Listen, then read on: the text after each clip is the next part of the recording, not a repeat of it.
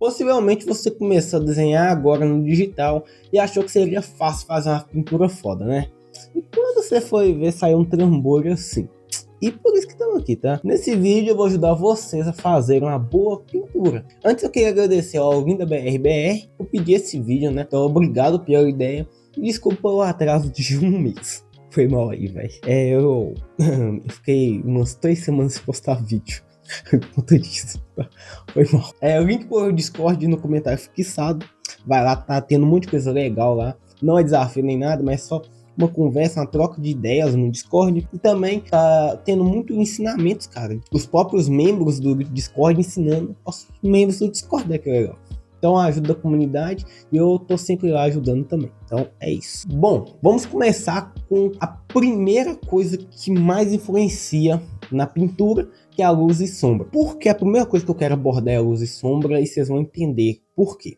O motivo disso é que quando se fala de pintura, uma das principais coisas que a gente tem que se pensar, se não a principal coisa, vai ser a luz e sombra. E é muito fácil luz e sombra. O problema mais mesmo é a prática, é você conseguir representar a luz e sombra. A teórica dela é ridículo de fácil, geralmente vai ser umas 5, 6 coisas, mas o problema é a prática dela é um pouco mais puxada, mas vamos ver se vocês entendem, beleza? Vamos lá. A primeira coisa que eu vou fazer vai ser jogar uma luz em algum ponto do objeto, e no lado contrário vai ter uma sombra, e por fim o objeto também vai projetar uma sombra que vai ser contrária à luz que eu joguei. Eu resumi toda a luz e sombra nessas 3 coisas principais, mas vamos abrir as coisas um pouquinho para ficar mais fácil. Lembra da luz que eu falei que eu joguei no objeto? Ela se chama luz direta e ela vai ser sua luz principal e ela vai ser a luz que mais vai afetar o seu objeto. Então, por exemplo, você coloca a cor base do meu objeto é verde. Eu boto uma luz amarela, vai dar uma mistura de verde e amarelo ali, então vai dar uma diferença. Verde e amarelo dá azul, gente? Dá azul, né? Dá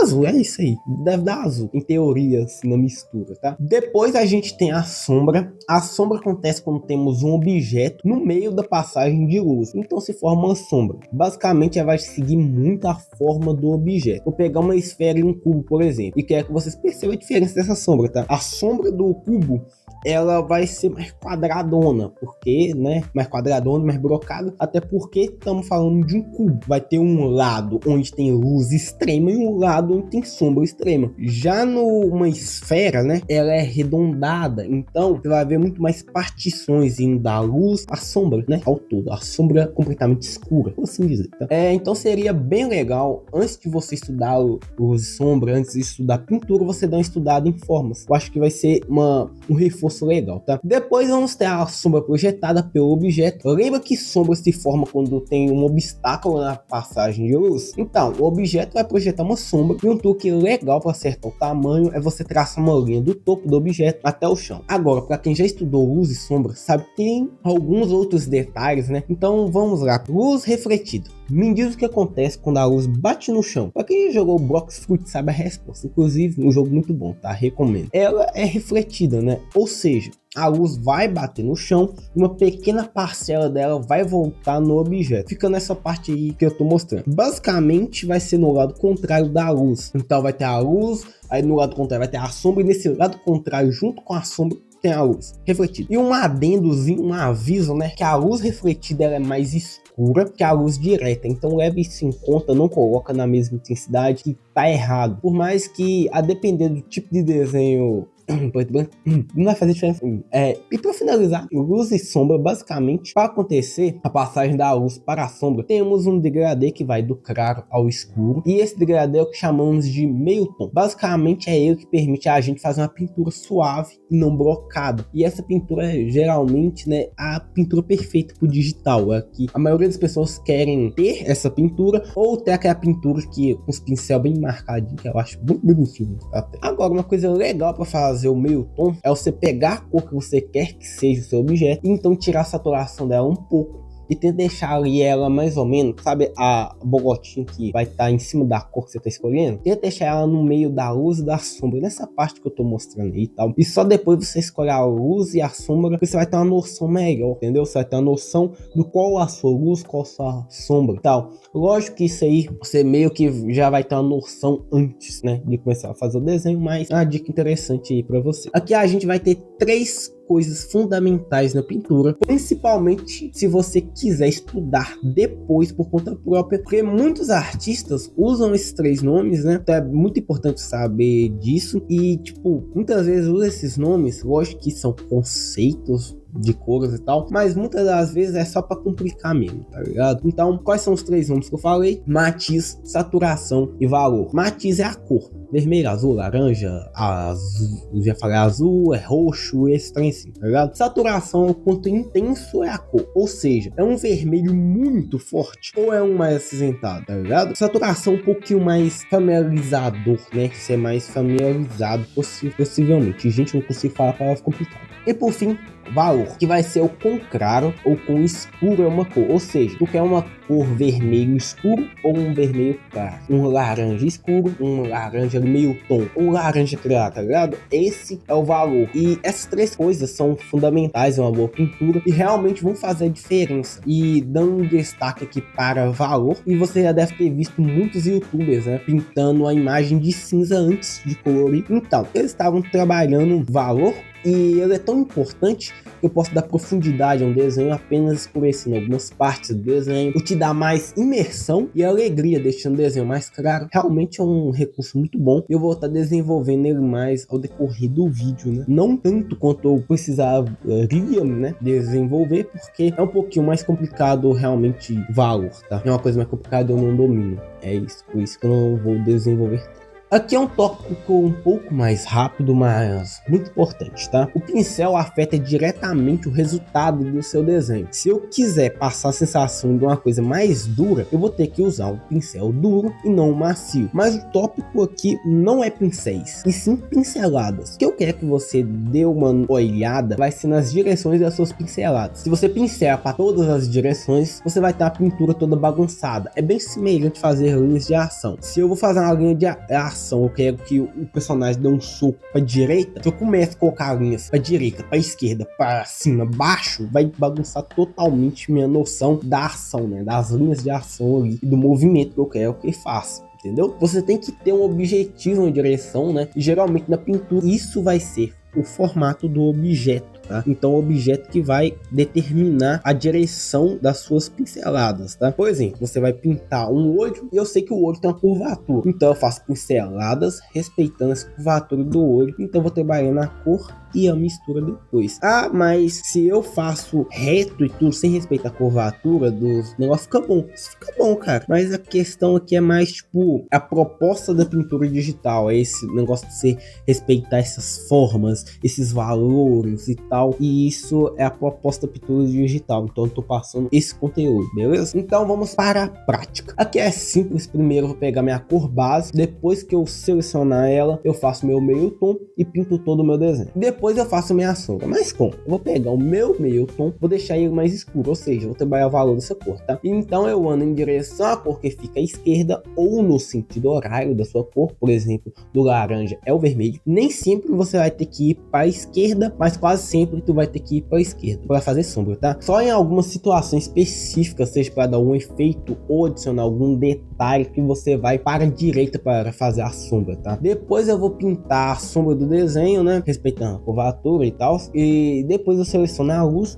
E como que faz? Você vai pegar o meio tom, vai aumentar a saturação, deixa o valor mais claro e anda para a direita ou no sentido anti-horário da sua cor no círculo cromático, tá? E para pegar as cores, tenta deixar elas o mais harmônicas possível. Tipo, você vai pegar um rosa claro, um brilho máximo, e um rosa escuro com um brilho mínimo, vai ficar muito destoado, vai ficar muito esquisito e tal. Dá para fazer? Dá mais trabalho do que equilibrar as cores. Tenta pegar, por exemplo, um rosa claro com um rosa ali mediano, vai ficar legal, cara. Não precisa, tipo, estourar as cores ou sair muito do básico. Muitas vezes você fazer o básicozinho bem feito fica legal. É isso. Agora que eu peguei minhas cores, eu começo a trabalhar o valor do desenho, né? Basicamente eu vou primeiro analisar onde tem luz e onde tem sombra no meu desenho. Vou definir quais são os relevos e detalhes do meu desenho. Então eu começo a trabalhar o valor. Escureço as partes com sombra, destaco os relevos, clareio algumas partes e tal. Aqui você vai poder ir brincar, vai se divertir, velho. Uma coisa legal no desenho é isso. Você vai ter muitos momentos que é você, tá ligado? É sua opinião no desenho ali. Então, esquece um pouco das regras, esquece um pouco da lógica Bom, como eu tava falando, eu não sei em que parte que eu parei, mas eu da edição aí arrumo isso pra nós. No desenho a gente vai ter essas partes, né, da qual eu tava falando, que vai ser você próprio ali se divertindo, vai ser você próprio brincando ali mesmo. Isso é uma das coisas muito legais do desenho e da arte em si, que só quem faz arte entende, cara. Quem é nas outras profissões não tem isso, cara. Eu sou um engenheiro. Se eu tenho que seguir uma equação matemática ali pra construir uma casa, se eu faço diferente, a casa cai. Então, assim, é algo por aí. Então, é muito exato. Nós não, a gente tem essa liberdade. Eu acho muito legal. E pra finalizar, eu acho que a única coisa que você vai precisar saber é que trabalhar valor vai te ajudar a ver mais facilmente onde tem luz, onde tem sombra, se a luz e sombra estão certas e assim vai. É algo tanto de cada desenho que eu não consigo te dar um passo a passo. Eu posso te ajudar lá no Discord, tá? Se te aconselhando, te dando algum exemplo, mas é algo bem pessoal de cada desenho, assim, na minha opinião. É claro, lógico que minha opinião vale muito, né? Lógico. E depois disso, né, tá pronto, né? Eu vou começar a fazer a mistura das cores e tal. Mas como é que eu faço isso? Você tá se perguntando, né? Lógico. Simples, você vai pegar um pincel de sua preferência. Eu uso esse pastel macio aí que eu peguei nesse canal que eu esqueci o nome. E eu vou disponibilizar ele aí. Eu acho que só funciona no Ibis Paint, tá? Que eu uso Ibis Paint, né, gente? Você vai diminuir a opacidade e vai ficar com conta-gotas, tá? Pegando o meio tom e passando em cima da sombra. Depois você vai pegar a sombra e passar em cima do meio tom. Até fazer algumas transições. Depois você vai repetir isso pra luz. E por fim você vai jogar a cor por cima. Então a sua pintura está pronta. Uma dica para você treinar a pintura é você pegar um círculo e ficar pintando ele ali até você ficar bom, tá? Você pode pintar círculo, quadrado e tal, mas tenta fazer, né, chapadona mesmo, em círculo ou em esfera, né? Que é 3D. Acho que é uma boa também, legal o quadrado. O quadrado vai te dar, ou vai te dar 3 dimensões, ou vai te dar 2 dimensões, então você vai ter mais espaço ali para trabalhar. É legal também. Agora, a gente vai falar da pintura de mangás. Ou seja, aquela pintura com Copic, tá ligado? E para isso, o legal é você ter um pincel que simula caneta Copic ou os marcadores. Então, você vai pintar o desenho com sombras brocadas, sem fazer transição, e com uma ou no máximo 2 sombras, tá? E a pele também vai ser a cor base também, tá? Não vai ter uma cor de meio tom, por assim dizer. É realmente uma pintura bem colocada, bem chapadona mesmo. Não é difícil, mais complicado é achar o pincel, tá? E aí é interessante você deixar alguns espaços com luz branca, bem estourada mesmo, tá ligado? Qualquer coisa aí, você pega uma corzinha, tipo amarelozinho, bem clarinho mesmo, e passa assim ao redor da luz e tal, pra não ficar tão estourado. Fica bem, um aspecto bem legal que faz muito isso. É o Eiichiro Oda, mas em si essa luz estourada é algo que os mangakas geralmente fazem, tá? Nas suas capas, e dá um tom mais cartoon, né? E lógico que nem toda capa pintura de mangá é igual. Comparar a pintura das capas de Tokyo Ghoul com de One Piece, entende que tem as suas diferenças, né? Eu sei que, tipo assim, as duas são duas grandes capas, mas tem suas diferenças. Tokyo Ghoul é algo bem mais visceral e tudo, e One Piece é cheio de detalhes e tal. E mesmo assim, as pinturas são diferentes, os traços e tudo, então realmente tem algumas coisas que diferenciam muito, né? E aqui o que eu tentei te ajudar é no geral mesmo, né? De resto, você vai ter que ir buscando por conta própria. E a pintura em si não ficou muito boa, mas foi minha primeira vez fazendo. Então, se você treinar, você vai conseguir um resultado bem melhor que o meu. E pode ficar de boa que eu vou te ensinar como fazer isso. Você vai baixar uma capa de algum mangá, baixa de uma estampa que tem uma qualidade muito maior do que o Google, do que o Chrome, tá? Aí você vai entrar no seu software de desenho, seja no computador, celular, tanto faz, e vai ficar observando a pintura e tirando algumas conclusões de como funciona aquela pintura. Se fizer isso com constância, você vai chegar longe, você vai realmente conseguir aprender essa pintura aí de mangá, tá? E é isso, gente. Eu tentei resumir ao máximo possível luz e sombra. É um assunto que precisaria de um vídeo de 300 horas. E eu tentei resumir o máximo que eu consegui. Então, se ficou com alguma dúvida ou alguma coisa ficou mal explicada, comente nos comentários aí pra eu poder te ajudar, tá? Então, é isso. Muito obrigado, tá, gente? Por tudo mesmo. Chegamos aí num vídeo de 10.000 visualizações, então muito obrigado. Estamos com quase 1.200 inscritos, 1.300 inscritos, né? Muito legal. E eu só agradeço realmente. Então, muito obrigado por tudo mesmo e até a próxima.